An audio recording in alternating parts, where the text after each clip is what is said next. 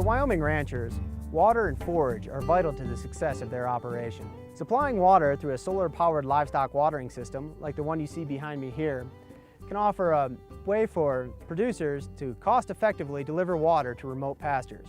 And there is a lot of discussion about when and where a solar electric system such as this one would be cost-effective. Now, first of all, a solar electric system is more expensive than, say, simply putting a generator out here to pump water. Or if your electric utility already served this well, it wouldn't make sense to put in a solar electric system here.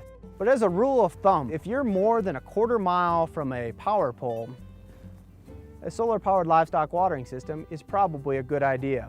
There are also some very important incentives that you want to use for this. There's even more right now with the Farm Service Agency drought assistance, but the Natural Resource Conservation Service, there's a 30% tax credit that can help buy down the cost of these. Whenever a landowner is replacing a water pump that is not connected to their local utility, they should at least consider a solar-powered livestock watering system. It can be a cost-effective way to deliver water in the dry Wyoming range. For the University of Wyoming Extension, I'm Milton Geiger, exploring the nature of Wyoming.